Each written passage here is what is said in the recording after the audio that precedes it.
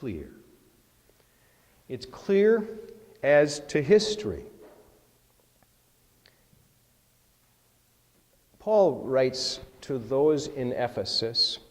He writes to people who have some Jews in the mix and some non-Jews in the mix. That means Gentiles, Jew-Gentile. He's writing to them because obviously it was an issue. There were folks who were wondering, aren't we supposed to be distinct? Aren't we supposed to be set apart? Aren't we supposed to be holy? That's one of those big words that's at the middle of the revelation of God to his people all along. I'm holy, God says, and my people are holy and are to be holy. So he doesn't just tell them once, but he tells them they're to be holy. That means to be set apart. What exactly did that mean? It meant, among other things, that God had specifically told the sons of Abraham, do not intermarry with folks who are not of your people. Do not marry the Moabites. Do not marry the Egyptians, those folks with whom you got intermingled through those various dispersions because you've been unfaithful. And yet they did. Be holy, be distinct as to your food. Be distinct especially as to your worship. Do not set up your own places of worship up there in the hills or in the forests. Don't worship with them. Be set apart because I, the Lord your God, am set apart. Be holy because I, the Lord your God, am holy.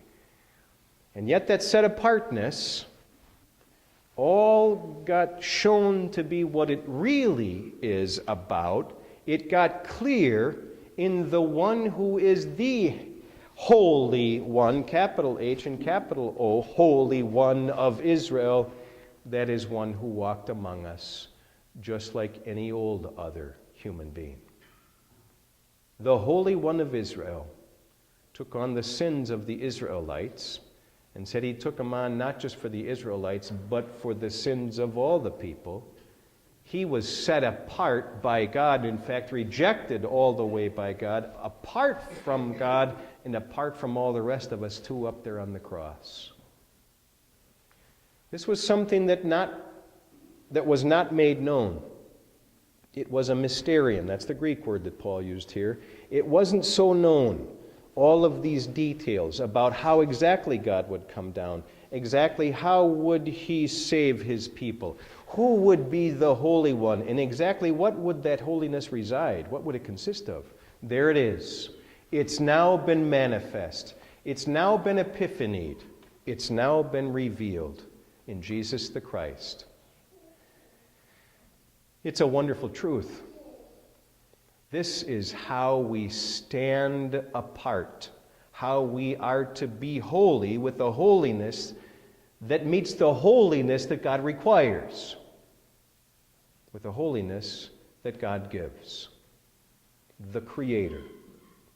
This was all manifest, brought to light for everyone what is the plan of the mystery hidden for ages in God who created all things.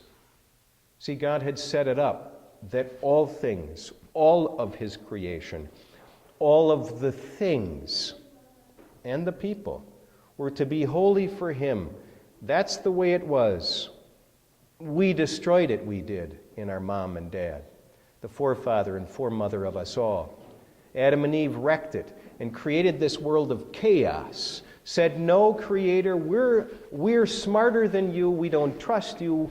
We're going to break all things. They didn't say we're going to break all things, but they sure did. But according to the mystery that was revealed in Christ, it's all now put back together. Now it's clear.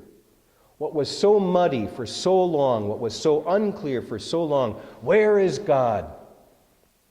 In what does his salvation consist of? Where is it? When does it come? There it is, revealed in Jesus as the Christ, the mystery, hidden, now revealed. People were to hear this.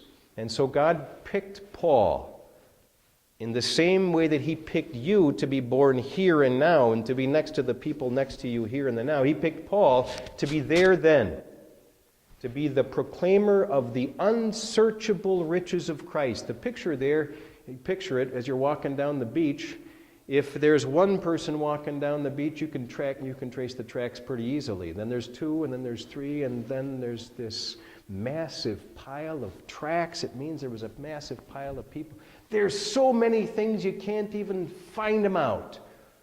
The unsearchable, untraceable footsteps of the riches of Christ, that he is God, that he is man, that he took sins away for you, that he took them away for the sons of Abraham, that he took them away for Gentiles, for all folks. How? Once and for all. And that he transmits this just in the proclamation to the human, that creates new life out of old, untraceable, unsearchable, many, many footprints, and we could go on and on and on. Start to think about the love of God revealed in Christ Jesus for you and for those next to you. And you start to understand the passion with which Paul springs forth. There's so much, the untraceable riches of Christ.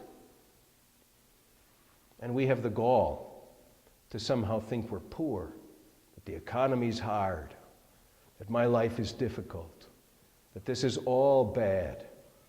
Not in Christ. Not in Christ. The riches is clear that you, human being, you, Jew, Gentile, you, human being, created one of the Creator, is rich in Christ Jesus. Rich with the riches that God gives to you in Christ. We've already talked a little bit about the economy, the way we think about it as a financial thing. The American economy, we say, is down. It's the American way of operating. That's a word that really is actually showing itself in this text. The way of God's operation is what Paul has revealed now. His stewardship, God's stewardship of the way things work. It's not like we're the ones who, if we put a little in here and a little in there and a little in there, can fix God's economy. He's, after all, the one who has the way things work. He's the one who shows us the way things work. And here's how he shows us the way things work, irrefutably, in person of Jesus the Christ.